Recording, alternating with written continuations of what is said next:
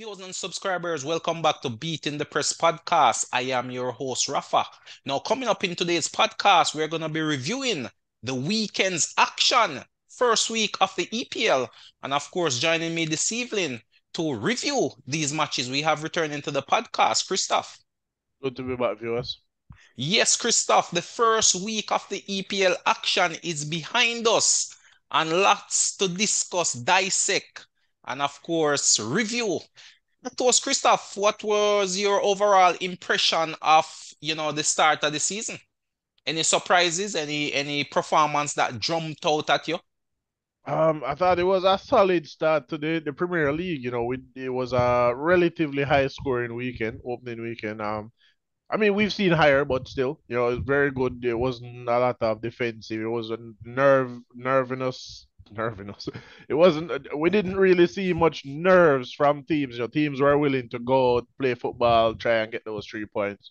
Yeah, for Um, sure. For sure. Even the promoted teams, I must say they gave a really good account of themselves. They did not look out of place, in all honesty. And some of these teams, for example, Spurs today was lucky to get away with a draw. And of course, Liverpool had to dig deep versus Ipswich as well to come up with that 2-0 victory, when one would have expected a more routine win. But definitely these promoted teams are giving a good account of themselves. to be fair, I think it's the right approach for these promoted teams to try and get those wins. Playing defensive or counter attack it might not be the option because to be honest, you have to be when you're playing counter attacking football, your attackers need to be somewhat clinical, and these teams are coming up from Sky Bet one, and it's not the most elite footballers down there. So it's better to try and create as many chances as you can to try and get those goals. So, counter when you're playing counter attacking, you don't get as many chances when you're playing against big teams. So uh the more chances you create, the the better your chance of scoring. So Indeed, it indeed, indeed, it, definitely. And I mean, it has to be the right oftentimes approach. you have to have a solid base from a defensive point of view, and then pretty much try to keep a clean sheet, and then try to take your opportunities at the other end. Of course, we see a lot of these promoted teams having scored quite a bit of goals in the championship, really fail to replicate any sort of form. I mean, look at Burnley last year, Christoph. They were the top championship team, really running circles around the teams down there and making that step up to the Premier League. It was a different ball game, and so much so that here we are. Burnley is now relegated, and their manager is now plying his trade over there in Germany. But definitely, I was quite impressed, in all honesty. Even though these promoted teams did not win, Leicester held on for a draw, Ipswich lost, and the third team, Southampton, they also lost again versus what, a 10-man Newcastle team. And that was definitely one of the surprise games of the weekend for me. I expected Newcastle to really blow away Southampton, but it was not to be, Christoph. 10 That man was a going down to a red card as well in that one. It could have been a different ball game if Southampton took their chances.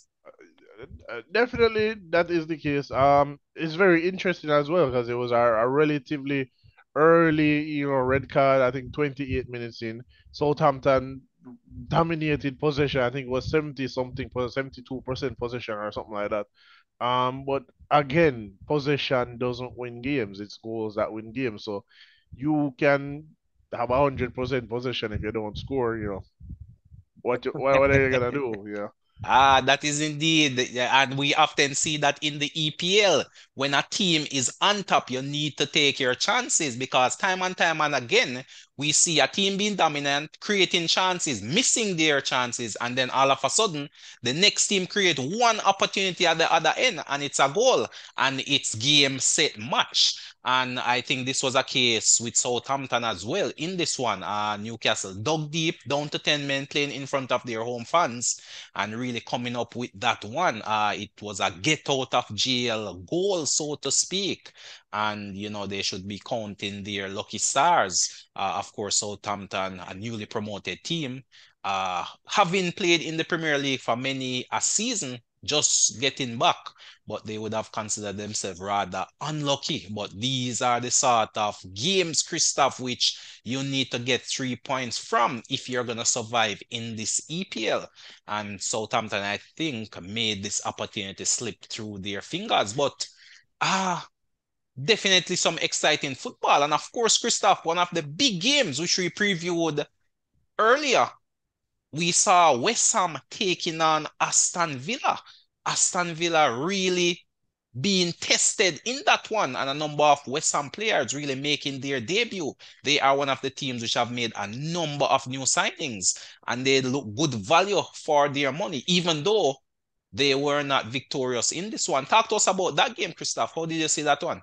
I thought that was a very good game for neutrals. It was a very competitive fixture. I Aston Villa did come away with the win, but it's more a matter of them taking the chances presented to them because it was a basically an even competition.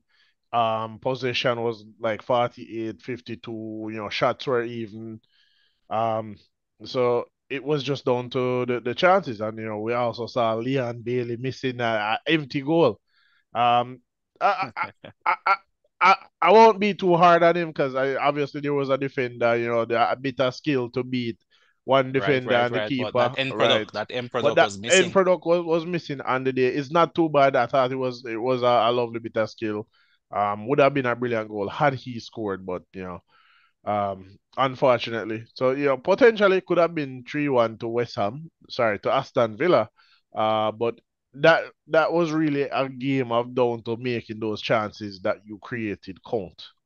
Ah, definitely, definitely. And that is the hallmark of a good team, especially playing without their talisman who is not fully fit. Watkins, we saw Duran, his replacement, really coming on and making an impression. So he seems a solid backup for Watkins. If in fact, by some odd reason, rest is needed, once Champions League or European football starts, and of course the cup competitions as well. So he should be getting a number of minutes, game time, and hopefully he can make the most of this opportunity. But he is off to a good start and a solid strike. I thought, to put to bed that game, and I was quite impressed with Lopetegui, the West Ham coach, and the number of new signings he made. It will take some time for that team to really gel together.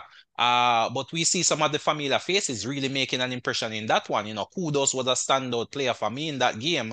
Paqueta getting that consolation goal from the penalty spot. And of course, the ever-present Bowen really, running riot at times against this Aston Villa defense. But that has been Aston Villa's Achilles heel ever since last season, Christoph. Defensively, they are not the most solid team. So even though on paper they have the players, they constantly give up goals. So they may get the victory, but oftentimes it's a victory which takes away from a clean sheet, in all honesty. And I thought last season they would have been defensively more solid.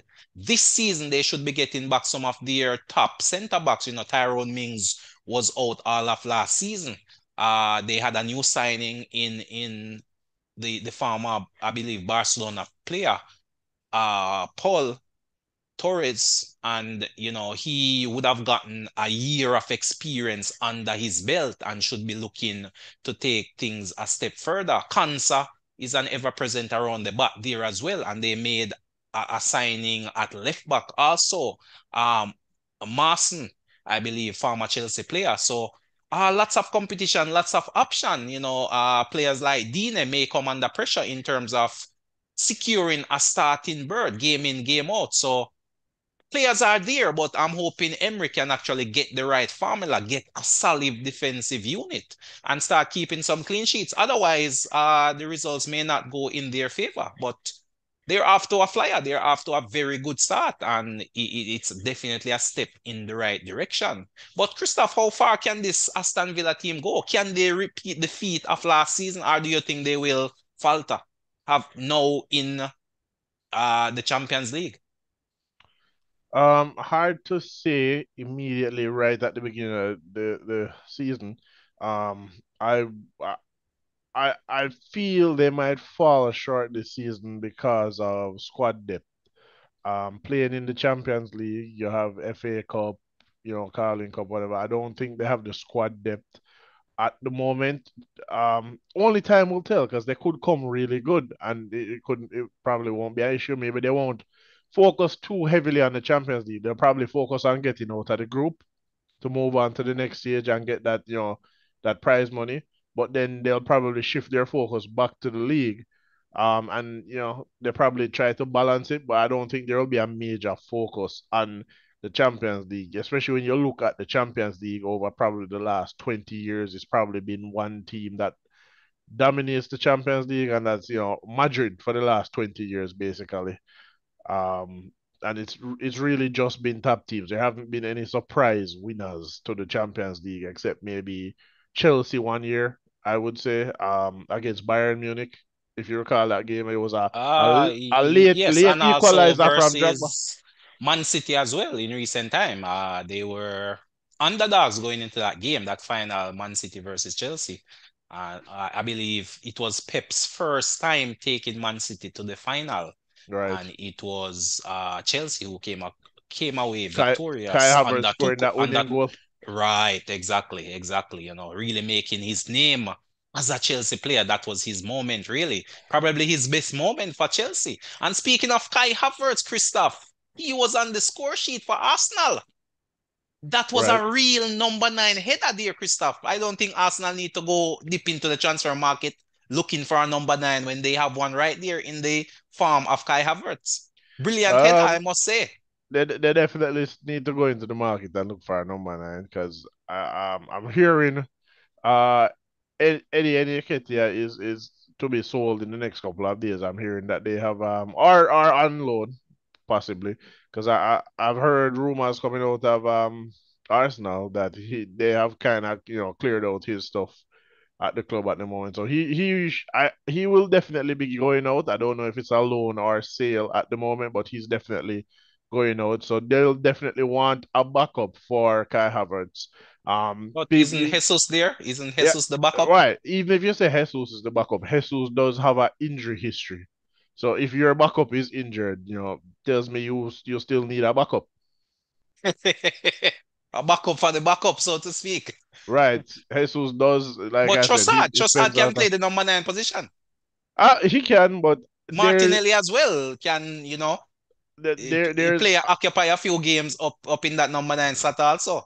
there's obviously some issues with trust with playing those players in there, repeatedly long term. I do Well, I'm fancy not both saying repeatedly, Trossard but and someone goes down injured, then you might get a run, let's say 2, 3 games in that position, but not to say long-term replacement per se. Because I mean, I think about it. If you now bring in a number nine and everyone remains fit, then what happens then? You're pretty much looking for trouble. most likely I think Arteta will be looking to buy a versatile number nine, somebody who can play as a nine, but also who can play on the wing as well. That is what I So, think he would do who if is he's that bringing man in. currently, as you Currently, see it? no, that's why I said if he's bringing in anybody. I don't know that they're Or bringing is in there anyone anybody. out there that fit that mold, as you see it currently?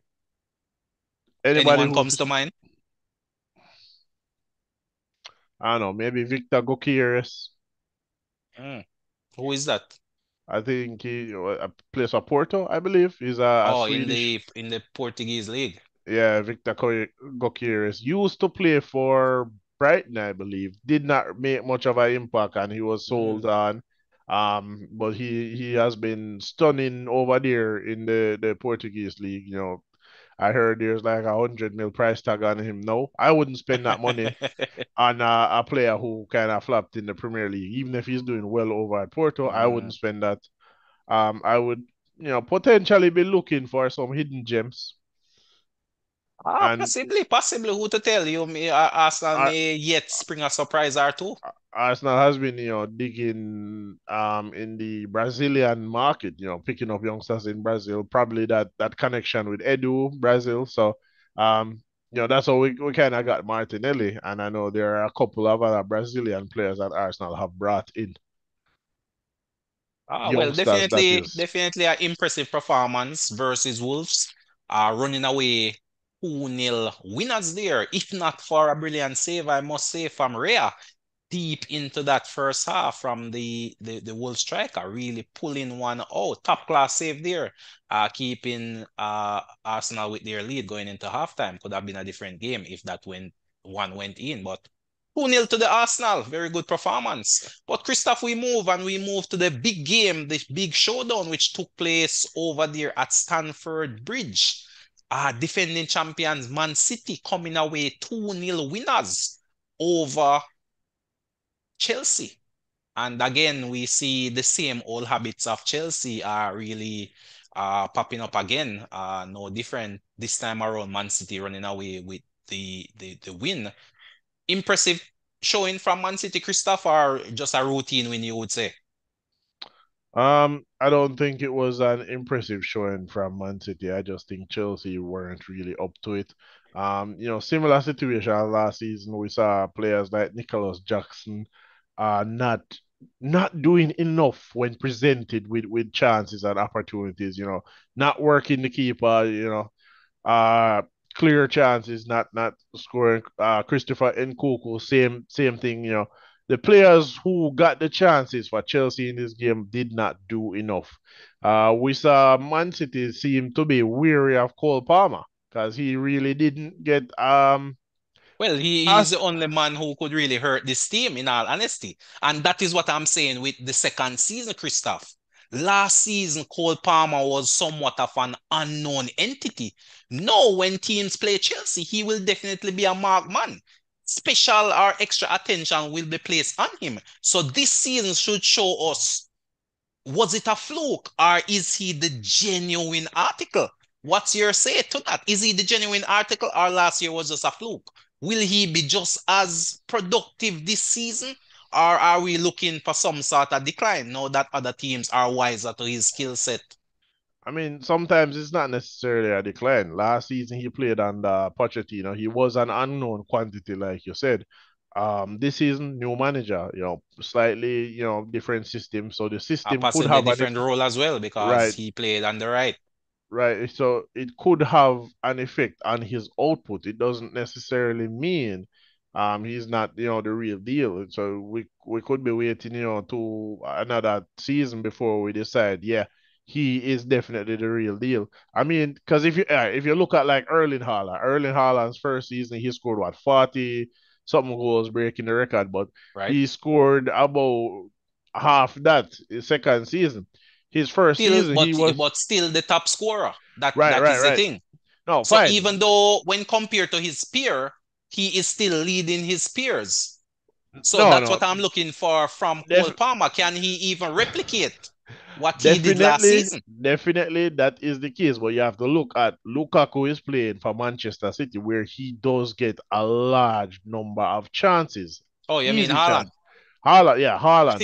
Palmer is playing for Chelsea, where Right? it's not the same. Because if you look at No, well, Lukaku, I'm not necessarily comparing the two. I'm just saying if you not take Lukaku, Palmer's number Haaland. by themselves, we're Right, right, measuring Palmer against Palmer, so to speak, and not right. necessarily versus another player. No, that's what I'm saying. Like, we're not necessarily measuring against a certain player, but I'm saying Erling Haaland, first season, he scored 44 goals. Second Right? season, that output was cut in half. So his first Possibly season, other factors he came was into at play, injuries and all these things. yeah, but the second he was also an unknown quantity. His first season, teams kind True, of were true. afraid of him. Second season, we saw where Erling Haaland was much less effective in games. He went missing a lot more.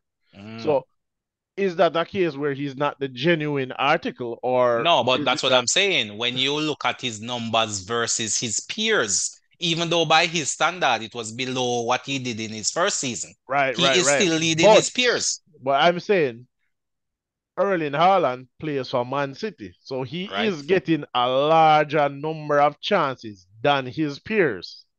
Well, well, well, I mean, simply, yes, yes. I mean, at the end of the day, you're playing, I mean, it's a factor for sure.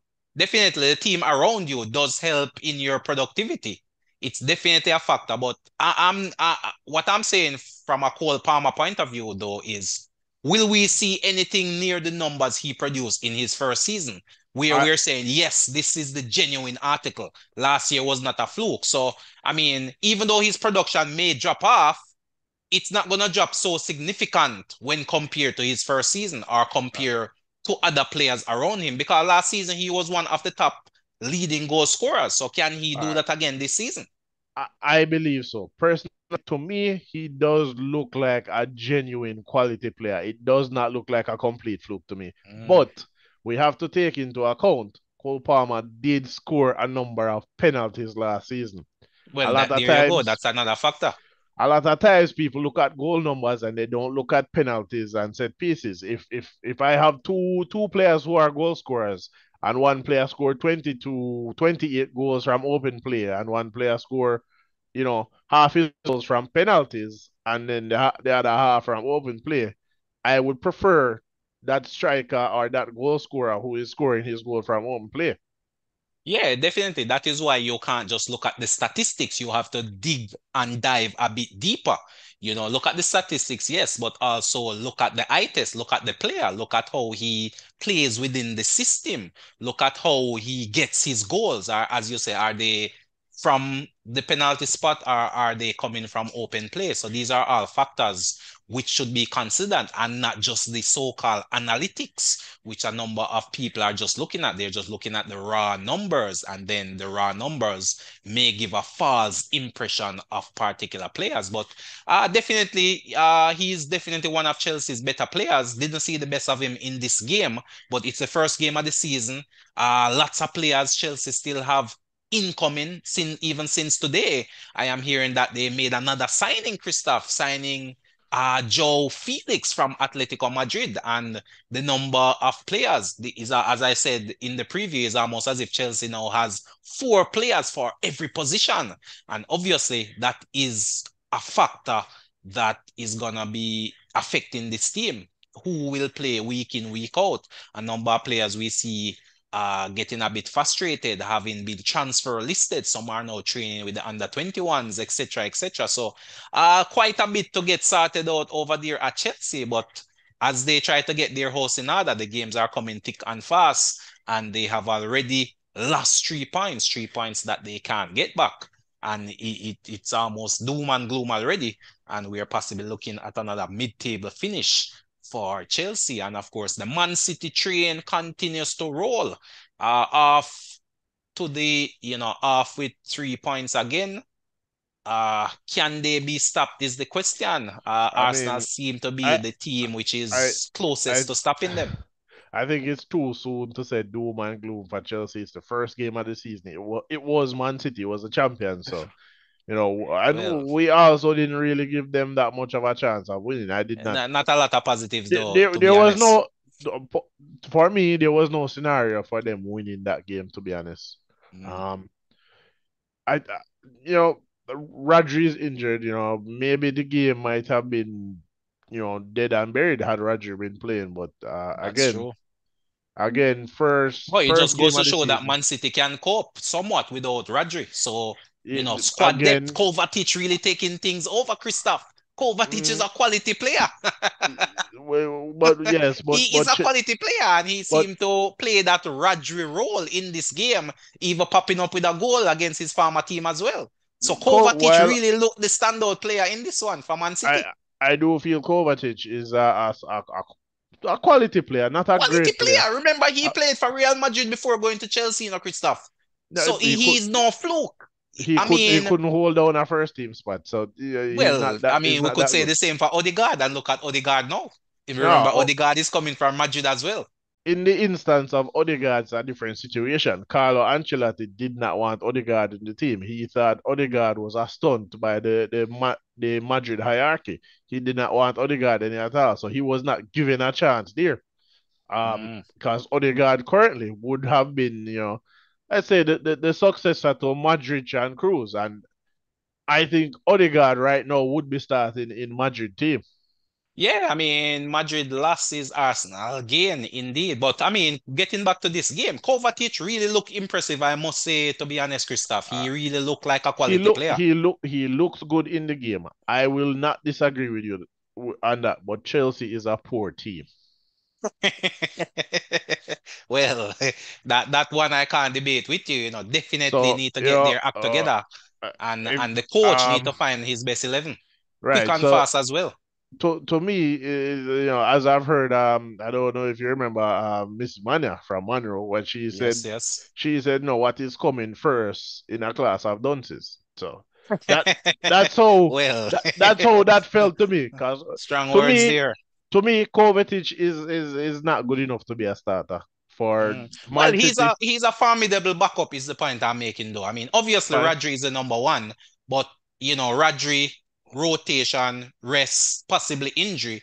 I do believe Man City has worthy players who can fill the gap for a few games. Maybe not I throughout the duration of the I season, I but you think have Nunes as well, that against a former stronger Wolves player. opposition, against Arsenal, against Liverpool, Kovacic starting in that role will be detrimental to them. I think Well, Arsenal and well, Liverpool would overrun them. time is the master. Time is the master. Pep is a man who oftentimes come up with solution. I mean, Rodri coming off an injury for Spain, possibly he's not fully fit as yet. So in the interim, that combination in the middle of the park, Kevin De Bruyne, Bernardo Silva, Kovacic, possibly a Foden as well. Quality is there in this Man City team, and it was on show in their win versus Chelsea. And the ball continues to roll for City. The motivation is still there, and it's gonna take hard work and some amount of luck to really knock them off their perch. But we move, and another big game, Christoph. Uh One of the former champions of sort haven't won in over a decade. However, Manchester United was on show versus Fulham, and they pulled off a victory in that one. What was your impression of Manchester United, Christoph, from that game versus Fulham? So from kickoff, I thought there was a fire and an urgency in this Manchester United starting lineup on this opening day. They looked like they wanted it, but as the game progressed, it's obvious that it's still a clown show over there to me personally. You can't be missing open goals like that. Who was it? What's the name of the Zerki, track? Zerky. I mean, you're missing. new signing, You, you but you he did you come up with the winner. you can't be So missing gifts like that, to be honest. Garnacho, like I said, that's part of bright light for Man United. I think Bruno Fernandes potentially is a good player, but again, United giving Bruno Fernandes another big contract. I think they should be looking to offload some of these players, like a Rashford, for instance. Clearly not a great player. Uh, and a lot of times, English players, the overrating of the English talent. I think that is still the case with Rashford. I have never thought Rashford was that good. Sometimes you have a good season, you have a good 2 season, maybe. right, But like a Rashford, Cole Palmer, for example. So Cole Palmer needs to prove himself again. right, again, he does need to prove himself again, definitely. But I think Rashford is at the point where if somebody came for Rashford, I would be looking to sell, to be honest. Anybody inquires about Rashford, I'd be looking to sell Yeah, and a and then number of other invest in that Manchester money. United players as well, like a I, Sancho. I mean, you would be I, looking for a player like Sancho to be starting in this team, and he's nowhere to be found. Mason Mount again, that signing from Chelsea. Still looking to find his feet in the team after a whole year. I mean, it's just a number of players on big salaries not producing the goods. and And as I had mentioned in the preview, I expected Fulham to put up a good show, and they did so. It's unfortunately they did not get anything from the game, but this looks like a solid Fulham team, a well-coached Fulham team.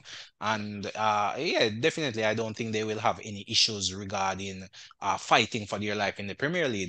They look like a solid upper mid-table team, and they will give a number of teams problems this season, especially if they can retain their manager Silva, who really knows his craft and is really forging a solid unit over there. That former Arsenal player, Christoph, Smith Rowe, running that Fulham midfield, especially in the first half. In the second half, he became anonymous, but very impressive first half showing from Smith Rowe.